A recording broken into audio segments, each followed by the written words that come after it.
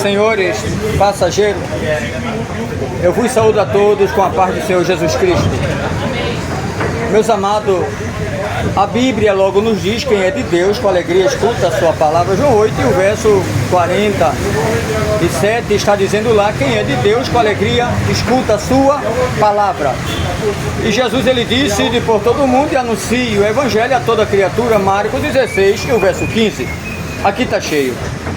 Por favor, não me tenha entre vocês como taxativo, mas como anunciante a palavra daquele que é bom, que é perfeito, que é luz, que é o pão da vida, é o Kyrios absoluto, é o rei do cosmos, é o guardião de todo o universo. Ele é o nosso protetor, é o nosso guia.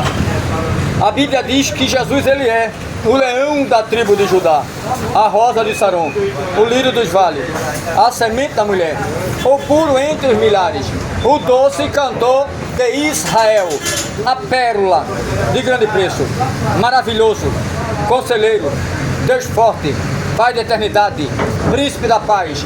Ele é o alfa, é o ômega, é o princípio, é o fim, primeiro e derradeiro, a última letra do alfabeto grego, alfa e ômega. A Bíblia diz que ele é Kyrios absoluto, rei do cosmos, guardião do universo, protetor, guia, defensor, juiz, médico por excelência. Ele é nosso livramento, ele é tudo o que eu falei e muito mais. Ele domina essa chuva que cai, que estamos no começo do verão, mas ele determina como se fosse inverno. Desde ontem que está chovendo aqui, com certeza na nossa área de Recife e de Olinda, no Pernambuco. Para aqueles que estão em outras capitais do Brasil, que eu gravo, está aqui nas plataformas digitais. Se alguém aqui sentir desejo, quer se inscrever no meu canal, Pastor Marcelo Silva, lá no YouTube, eu agradeço. São mais de 1.100 vídeos gravados dizendo que Jesus é bom. E já quero aqui mandar um abraço para os internautas que estão em outras capitais do Brasil. Meus queridos, Deus, Ele ama com muita ênfase a cada um de nós e tem uma obra de grande naide em nossas vidas. A Bíblia, ela segue dizendo que Deus, Ele amou o mundo de uma tal maneira que deu seu Filho unigênito, para que todo aquele que nele crê não pereça, mas em Cristo tenha a vida eterna. Mas a Bíblia também segue dizendo, Jesus disse: eu sou o caminho, a verdade e a vida. Artigo definido: ninguém vem ao Pai senão por mim. João 14, o verso 6. Ou seja, ele é a ponte eterna que leva o homem e a mulher a Deus. Então, se alguém aqui quer ir viver com ele, quer ir morar no céu e não quer ir para um lugar de tormento, já sabe que ele é o caminho, já sabe que ele é a verdade, já sabe que ele é a vida, já sabe que ele está à direita de Deus, intercede por mim e por vocês. Sabendo que não existe intercessor entre Deus e o homem, senão Jesus Cristo homem, disse Paulo. Então, vamos acabar com essa história que tem alguém aí sendo mediador ou mediadora entre Deus e o homem, fora de Jesus, tá?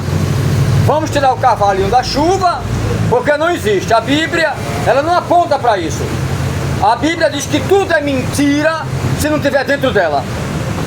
Está claro na lei mosaica, que é a mesma lei de Deus, tá? Se você ler a Bíblia, você vai saber disso. Quem conhece a Bíblia sabe disso. Quem conhece a Torá, que é a Bíblia legítima, em hebraico, sabe disso. A Cabalá ou Talmud. Justamente o pessoal judaico que tem os seus livros, as suas Bíblias, em alguns até em papiros. A Bíblia, a gente sabe que ela foi lançada em 1415 aproximadamente, em uma gráfica. Isso na Inglaterra. A primeira Bíblia, em letras de chumbo, era escrita em papel naquela época.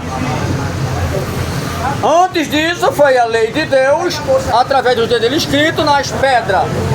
As duas pedras, os 10 mandamentos. Depois surgiu planta aquática, e essas plantas aquáticas tiraram dela, fizeram ali papel. Aí veio também pergaminho, como pele de animal curtida, onde eles escreviam com tinta. No tempo surgiu a gráfica. Então, meus queridos, no ano de 1400 e alguma coisa, aproximadamente 415, foi expresso a primeira Bíblia, o primeiro livro na Terra. Então a Bíblia é o primeiro livro. Não existe outro livro primeiro, mais antigo do que a Bíblia, não. Se alguém encontrar por aí, é boa invenção. Lembre-se disso. Então, meus queridos, a Bíblia é a voz de Deus, é a carta de Deus, é mandamento de Deus, é ordem de Deus, para que a gente se arrependa. A Bíblia, você encontra nela matemática, física, química, biologia, ciência. Encontra tudo na Bíblia. Já notou o português da Bíblia, como ele é tão enfático? Quem é que fala os termos que eu vou falar hoje? Vou dar um exemplo aqui. Jesus disse: não se turbe o vosso coração, crede em Deus, crede também em mim. Na casa do meu pai há muitas moradas. Se não fosse assim, eu vou-lo teria dito. Alguém encontra uma palavra assim? Eu vou-lo teria dito? Veja o português. Pois eu vou para o Pai, e quando eu for e vos preparar lugar, então eu voltarei e vos receberei vocês para mim mesmo, para que onde eu estiver com o meu Pai em sua glória, vocês estarão também. Então você vê que a Bíblia é um português muito profundo, legítimo. É uma letra que não é brincadeira. Está lá em João 14, versículo 1. Quando Filipe fez uma pergunta, a partir do verso 7 em diante, você vê lá, do capítulo 14, segundo escreveu João, Filipe disse: Senhor, mostra-nos o Pai, isto basta. Ele disse: Filipe, há tanto tempo estou convosco e tu não tens me conhecido? Quem vê a mim vê o Pai. Como diz tu, mostra-nos o Pai. Tu não crê que eu estou no Pai e o Pai está em mim? E as palavras que vos digo, não as digo por mim mesmo, mas ele que está em mim faz as suas obras. Pelo menos crede, olha, credes pelas obras que faço. Alguém fala um português aqui assim? Tão expresso, tão explicado? Se não a Bíblia, pelo menos credes. Se você estivesse falando com alguém comum, como nós aqui, e alguém dissesse: olha, eu acredito em Deus que ele fez isso, isso e isso. Ah, então me mostra, para que eu acredite nele. Mas como é isso? Veja o português a diferença. Não diz assim, ó, como ele diz aqui: credes, como eu tenho dito, credes. Se tu credes, verás a glória de Deus. Se fosse nosso português, é se você acreditar, aí você vai ver Deus, ou vai ver a glória, não é? Entenderam a diferença? Se você acreditar, crede. Se tu credes, verás a glória de Deus o Eterno. Então, se você olhar o português da Bíblia, pensa no português. Se houver algum erro numa página da Bíblia que você encontrar, não é erro de Deus, é da gráfica que alguém escreveu errado. Entenderam agora? Ou botou uma letra errada, ou um ponto errado, ou uma vírgula errada, ou um ponto e vírgula, ou um tio. Mas a palavra em si, a Bíblia pensa. Segundo os intérpretes, os historiadores, a Bíblia original em hebraico, os escribas maçoreta que escreveram, não podia errar uma vírgula. Eles temiam tanto. Se ele errasse uma vírgula ou um tio, tinha que refazer o texto todinho de novo. Já pensou voltar aquelas letras todinha, que na época era de chumbo, ter que montar tudo porque errou uma letra? Eles temiam. Eles pensavam, olha assim, para não errar. Aqui pega uma vírgula, um tio. Aí olhava o poder da palavra, a exclamação, onde para, onde tem uma reticência, onde vai, onde tem interrogação. Era chamado de escriba maçoreta. E a Bíblia também segue dizendo que o nome de Deus era escrito com 4 letras maiúsculas, H-Y-W-H. E diz aos escritores, os intérpretes, quando eles foram escrever o nome de Deus, pegava o tinteiro com a pena e a tinta. Aí escrevia lá a primeira letra, H. pegava aquela pena, pendurava por temor a Deus, e nunca mais tu vai escrever outra letra pela minha mão ou pela mão de ninguém, porque tu escreveu a maior letra poderosa do universo, a primeira letra do nome de Deus. Aí pendurava aquela pena, eles iam, se banhavam, tomavam banho, trocava roupa, botava outra roupa nova, limpa, para escrever a segunda letra do nome de Deus. H, Y, W, H. Aí vinha escrever o Y, fazia a mesma coisa. Aí depois o W, aí fazia a mesma coisa. Aí a última letra. Temor a Deus, honrar a Deus. Hoje o povo esculhamba com Deus, desfaz de Deus, manda de Deus ir para aquele canto. A gente escuta alguns rebeldes dizendo isso, e Deus só na dele, olha. Mas quando Deus baixar a lenha, ai que dor. Eu conheci um jovem, que ele morreu jovem, muito jovem. E esse jovem, um dia ele disse que Deus ia tomar naquele canto. Não passou muitos dias, Deus jogou um câncer nele justamente naquele lugar. Entendeu o que ele falou com Deus? Foi para o hospital, chegou lá, mas só não tem mais jeito não, vai morrer. Jovem. Pegou um câncer no intestino, que ele falou da parte de Deus, íntima de Deus. E a mãe reclamou tanto, e a mãe crente. Meu filho, você é desequilibrado. É isso mesmo, mãe, que Deus vai tomar. Aí então tá certo. Aí foi ele que entendeu agora. Não brinque com Deus. Deus é sério.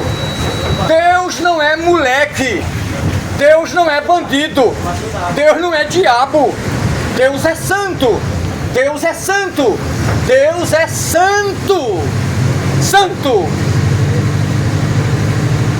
Deus é santo. Temos que respeitar a Deus. Se tem alguém aqui dentro desse ônibus que teme a Deus, eu sou um deles.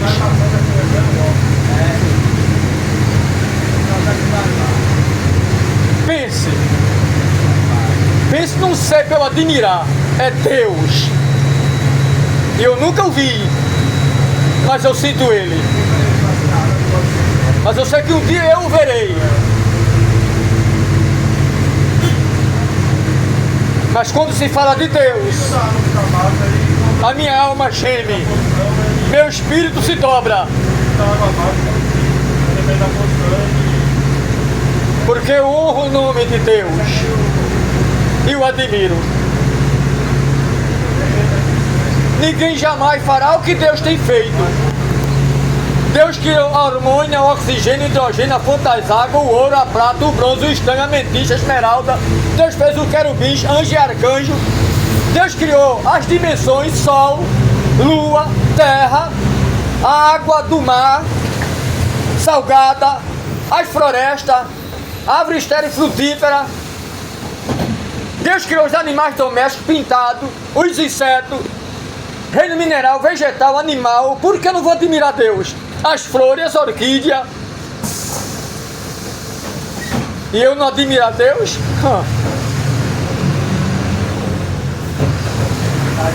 Admiro demais. Veja o ar que você está respirando agora. Você não pode tocar. Pegue ele, prenda. Mas você está respirando. Ninguém vê o vento, mas ele está aí. Um dia alguém me perguntou na terceira capital do globo terra, chamada São Paulo, eu pregando o evangelho. Eu nunca vi Deus, nunca toquei em Deus. Como é que ele existe? Eu disse, meu querido, vou lhe fazer uma pergunta. O que é que está batendo em você aí agora? Tem o vento, o ar está batendo em mim, o vento. Muito bem, você pode vê-lo? Não. Pode pegar e prender? Não. Então pronto, rapaz. Deus é espírito. Tu não vê o vento, mas ele está batendo em você aí, você sabe que ele existe. Quanto mais Deus que criou o vento. Aí ele calou-se. Outro ainda foi mais profundo. Eu nunca apertei a mão de Deus, nunca abracei. Me prove. E foi preciso dar uma pincelada no universo, na anatomia humana, descer para a terra, mostrar as propriedades da terra, para poder dar credibilidade e acreditar em Deus. A Bíblia fala em 1 Reis 8:27, na verdade, habitaria Deus sobre a terra, ou andaria sobre ela, Se quando os céus dos céus não podem conter a sua glória, quanto mais a terra. Imagina, se os céus dos céus não podem conter Deus, hein? Quanto mais essa terra corrompida de pecado. Deus é santo. Se alguém quer ser uma nova criatura, não deixe para amanhã o que você pode fazer hoje. Não esqueça que Jesus te ama. E se alguém quer entregar a vida para Jesus, é o seu momento. Ah, mas eu não quero uma outra religião, já tenho a minha religião. Religião não salva ninguém. Cuidado com essa história.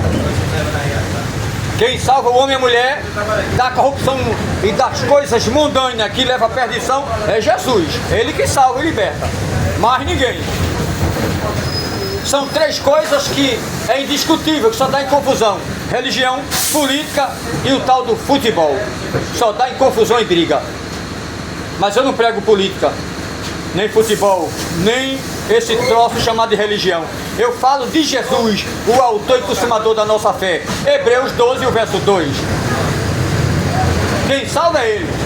Um dia eu batia com o pé no chão para ele perguntar: qual é a tua religião? A minha religião é tal. Nasci nela, eu vou morrer nela. Aí Deus lá de cima: coitado. Hoje eu reconheço que eu estava errado. Que Deus ele continue abençoando a cada um de vocês. Vou descer mais à frente. Temos assunto para tratar ali. Que Deus abençoe. Agradeço o carinho, o amor.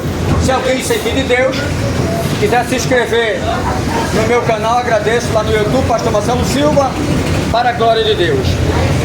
Estou aqui no ônibus em Alta Conquista, Águas Compridas, Olinda, no Pernambuco, para aqueles que estão em outras capitais do Brasil e têm seguido este trabalho. Um abraço para todos, em nome de Jesus, o Eterno.